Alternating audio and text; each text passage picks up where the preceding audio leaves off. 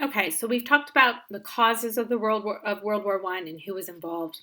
Today we're going to move through the war, the U.S. getting involved, the effects of the war, etc. So don't forget about the vocab. Pay attention for these ideas, these terms, and then again these key points, things to be able to make sure that you can do. All right, as an internationalist, President Wilson sincerely desired peace in his country and around the world. Between the start of the war in 1914 and America's entry into it in 1917, Wilson attempted to use his influence to end the conflict. He failed in this great effort. Ultimately, he also failed to keep the United States out of war. So is the United States going to be neutral? Woodrow Wilson keeps the U.S. out of war for more than 2 years. But even though the United States is not part of the actual war yet, there are questions. Should the United States prepare for war? How should the United States prepare for war? Should the U.S. back Britain? There's some propaganda there to try to tie the United States to Britain, and also questions about economic investment in Britain. Remember, economically, the U.S. and Britain are very closely tied together, and so if something were to happen to Britain, what would happen to U.S. investment in Britain?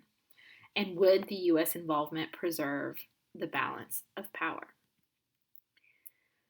The British Navy was the strongest in the world. And I want you to think about why naval superiority was so important for Britain during the war.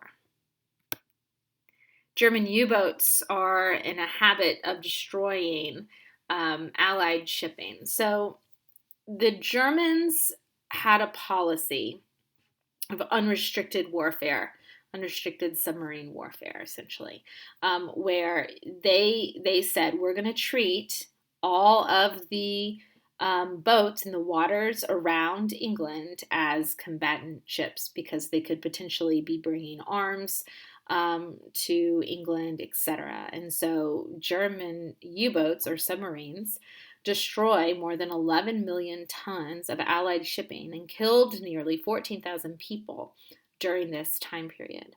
And think about why the attacks are clustered in particular areas. It's economically devastating, it's morally devastating. It also angers the United States. In 1915, a German U-boat torpedoed the Lusitania, which is a British passenger ship. About 1,200 people were killed in this torpedo incident, including 128 Americans. Now, the United States had recently issued this warning. It says, notice, travelers intending to embark on the Atlantic voyage are reminded that a state of war exists between Germany and her allies, and Great Britain and her allies, that the war zone includes the waters adjacent to the British Isles, that in accordance with formal notice given by the Imperial German government, vessels flying the flag of Great Britain or any of her allies are liable to destruction in those waters, and that travelers sailing in the war zone on ships of Great Britain or her allies must do so at their own risk. That is a notice from the Imperial German Embassy in Washington, D.C. in April of 1915. The Lusitania and the sinking of the Lusitania, for better or for worse, are one of the reasons why the U.S. joins the war. Another reason is this Zimmermann note. In 1917, Britain intercepts a German telegram to Mexico, in which German offers Mexico support if Mexico enters the war on the German side.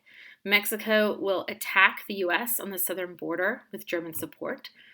Germany then resumes unrestricted submarine warfare, and the U.S. will ultimately enter the war on April 6th, 1917. Now, of course, the Zimmermann note doesn't result in anything except to further galvanize public opinion against Germany and towards the war, joining the war on behalf of Britain, I should say.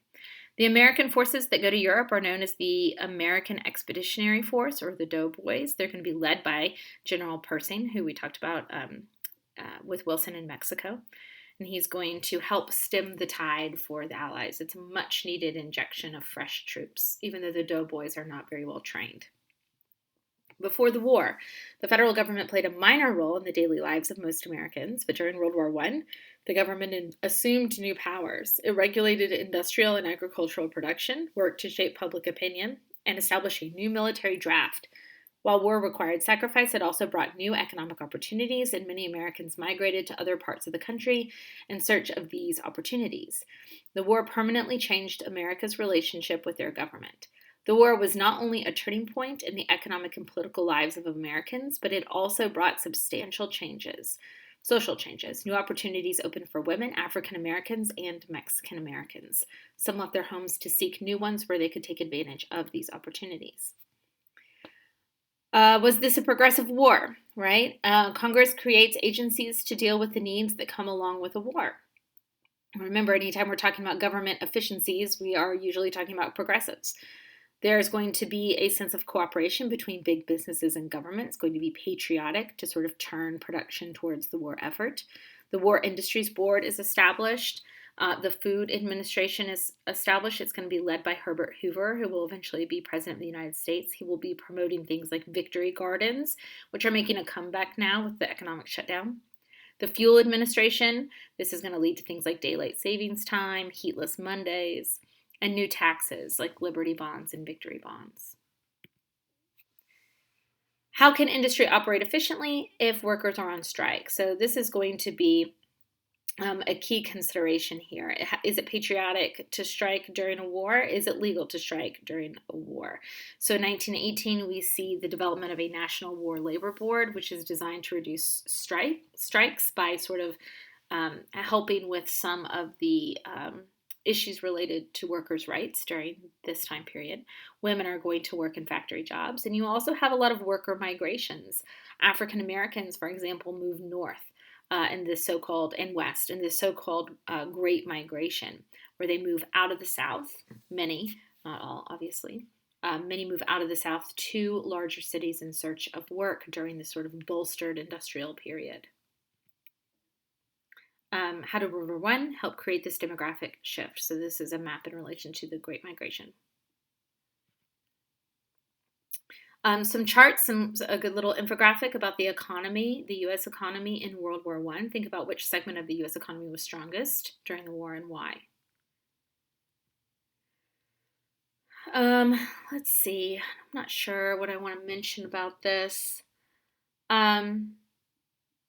There are lots of different immigrant groups who are going to be active during or important during this time period, and how the U.S. government is going to deal with two things. One, immigrants, a growing number, and two, opposition to the war, were really interesting during this time period.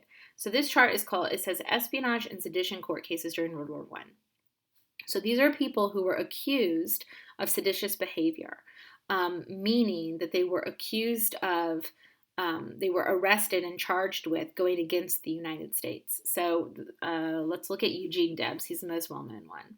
He criticizes the U.S. government for prosecuting those who violated the Espionage Act of 1917 and made a speech opposing the war. He's going to be arrested for that, right? It will lead to a Supreme Court case, Debs v. the United States. So do you think Eugene v. Debs should have been arrested during World War I? We'll talk more about those in a little bit. There are lots of efforts to make sure that the United States buys in at home. A big sort of propaganda campaign launches. Loose lips might sink ships, so keep your mouth shut, support the war, don't share any secrets. You have the Espionage Act of 1917, which made it illegal to aid the enemy, give false reports, or interfere in any way with the war effort. You have the Sedition Act of 1918, which made it illegal to speak out against the war publicly. You have the Committee on Public Information, the CPI, which was headed by a journalist named George Creel, and it was his job to sort of coordinate the propaganda efforts in support of the war. And then you have a court case in 1919, Schenck versus the United States, where it said that the government could limit free speech based on the clear and present danger doctrine, because it would endanger U.S. Even with the money necessary to fight the war, the government realized they would need the popular support of Americans, most of whom had been either neutral or openly against involvement. Therefore, President Wilson appointed a former muckraking journalist, George Creel, to head the Committee on Public Information, our nation's first propaganda agency. Creel was a giant when it came to advertising and public relations. He called his committee the world's greatest adventure in advertising. Creel convinced the best writers, artists, musicians, and advertising people of the day to help him sell the war. From booklets and books for Americans in various languages to anti-government propaganda messages for our enemies. Creel even got into the movie business with features such as Under Four Flags, with the help of famous film director D.W. Griffith. These pro-war movies were not only hits, they actually made money for the cause. $852,744. Remarkable when you realize that it only cost a nickel to see a movie back then. Simply put, Creel helped make an unpopular war popular. His masterstroke was the creation of a national force of 75,000 men who would deliver a patriotic 4-minute speech anytime, anywhere. The 4-minute men spoke on the draft, rationing, bond drives, and victory gardens. By the end of the war, they had delivered more than 7.5 million speeches to 314 million listeners. Musicians gave voice to the war. Songs like Till We Meet Again, It's a Long, Long Way to Tipperary, Keep the Home Fires Burning, and Over There kept American spirits high. I do that every time. I forget to enlarge the video for y'all. In 1917, we also have the Selective Service Act, which is the draft. It's locally controlled, and about 2.8 million end up being drafted, but many others volunteer to fight, fighting for nationalism, etc. Over 200,000 are wounded, about 50,000 die in combat, 60,000 of disease, the Spanish flu of 1918, which is this horrible and very deadly outbreak of a pandemic flu, which we are familiar with pandemics these days, aren't we? African-American soldiers also serve in World War I, although they serve in segregated units, as well as there are immigrant groups. Women serve in non-combat roles, such as nursing and radio operating. Trench warfare. Both sides dig trenches. Both sides utilized trench warfare during World War I. This is sort of the defining method of fighting during the war that everybody remembers. The trenches would be protected by barbed wire, by mines, by landmines, which are still in Europe today. More than 6,000 miles of trench. The trenches were dug about 6 to 8 feet deep. And it's one of the reasons why the Schlieffen Plan doesn't work. The idea is that Germany is going to go through Belgium, drop down into France, but they don't get past northern France because both sides dig in. And the French and its allies, as well as the Germans, are going to be virtually immobilized for 8 years. And here you can see what the trench sort of layout was. They were very quickly dug, but pretty impressive. There's an HQ where the sort of command staff would be underneath the ground there, a little bit more protected. You have the frontline trench, and every once in a while you would have storming of the other trench where you would just get out of the trench and run through no man's land into the other side's trench. And those who survived would engage in hand-to-hand combat once they got into the trench. But there are machine guns there that are waiting to sort of mow down anybody who popped their head up. So trench warfare is really brutal. It's really filthy. It's really horrible. And the trenches were really not very far apart, sometimes only a couple 100 yards apart from one another. So very close right there, but immobilized. The after effects of the war. Shell shock is a really big one. Think about the new technology that's being used. We might call it PTSD today. They called it shell shock then. And the feet in this picture, it was called trench foot. That's what happened when you left your boots on in such filthy conditions. When the U.S. enters the war in the spring of 1917, the conflict had become a deadly, bloody stalemate. The war would be won or lost on the Western Front in France. Since 1914, both sides had tried desperately to break the stalemate there and failed. The American entry into the war would play a key role in the Allied victory. America joins, and it's really kind of clear at that point that the Germans are in real trouble. The Russians experienced the Bolshevik Revolution during World War I in 1917, and they signed a treaty called the Brest-Litovsk Treaty, where it essentially removes Russia from World War I. So we think about the U.S. entry into the war. And also 1917 is the year that marks the Russians leaving the war. In France, we also have the 93rd Infantry Division, which is an African American infantry division, a segregated unit that become very important. They end up being sort of commandeered, so to speak, by the French, and will fight with the French and serve in some of the most heroic fronts of the war. Germany's last-ditch effort to make it to Paris fails in 1918 at the Battle of Argonne Forest.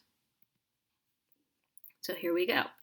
By the fall of 1918, the Ottoman Empire and Bulgaria have all sued for peace. The Austro-Hungarian Empire has collapsed.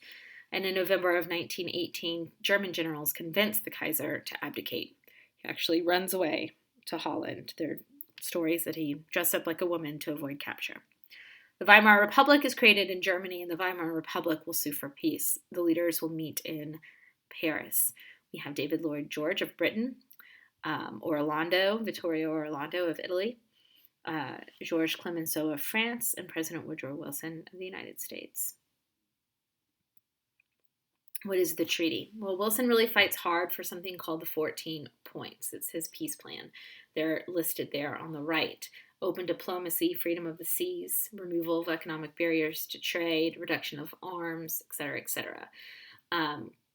Creation of an association of nations is number 14. That's the League of Nations. The first 5 points seek to address the cause of the war to make sure it doesn't happen again.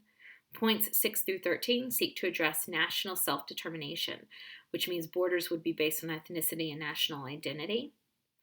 And number 14 establishes the League of Nations. This is Wilson's most important point. The Treaty of Versailles, 1919. World War I officially came to an end with the signing of the Treaty of Versailles on June 28, 1919. 32 countries had come together in Paris in January 1919 to hold a conference which would make peace after the First World War.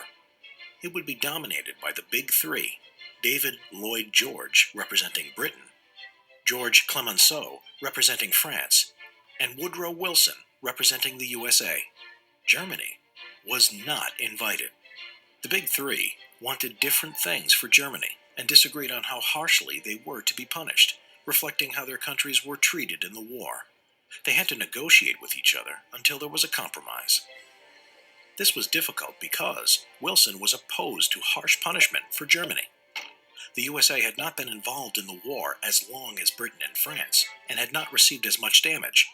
He wanted to prevent another world war by creating the League of Nations based on his 14 points, to ensure Germany would not be destroyed, and that Germany shouldn't be blamed for the war. Clemenceau's aims were the harshest of the three, representing the damage Germany had done to France's land and people, and its threatening proximity. He wanted revenge and to punish Germany, to return Alsace-Lorraine to France, an independent Rhineland, no League of Nations, Germany to pay huge reparations for the damage and losses caused, the disbandment of the German army so that Germany would never be strong enough to attack France again.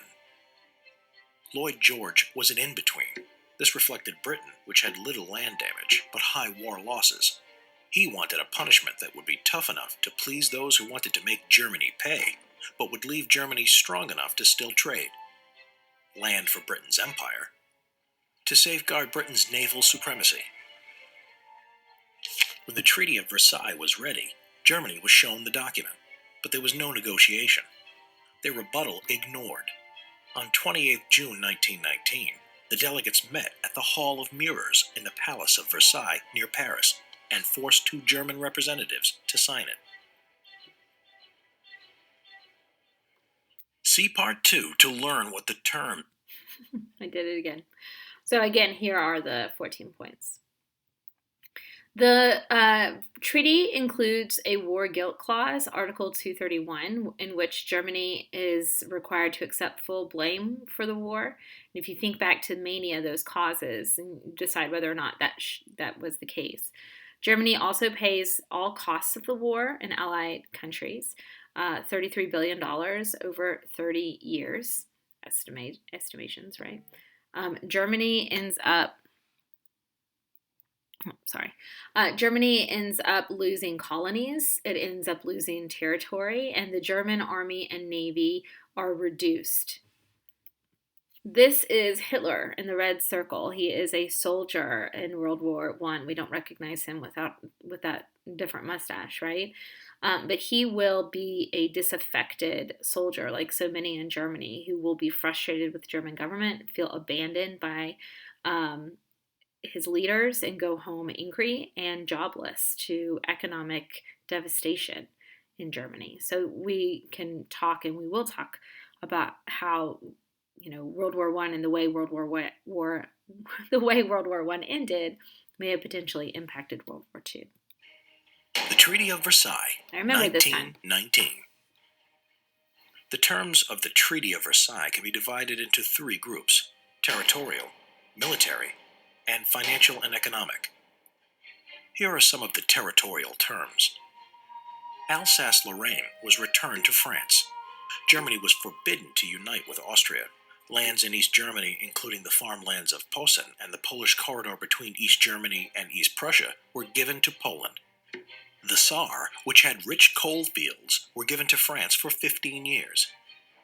All Germany's colonies were taken and given to France and Britain as mandates. Here are some of the military terms. The German army was restricted to only 100,000 men.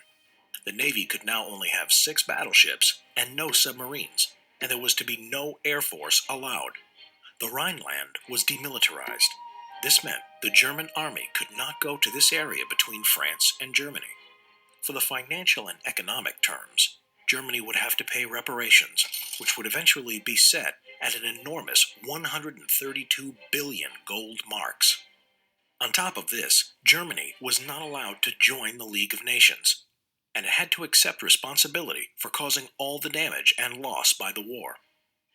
Overall, the Treaty of Versailles was unpopular with Germany and its creators. Its terms would go on to be reversed by Germany in both secret and in the open by Hitler, and help cause World War II.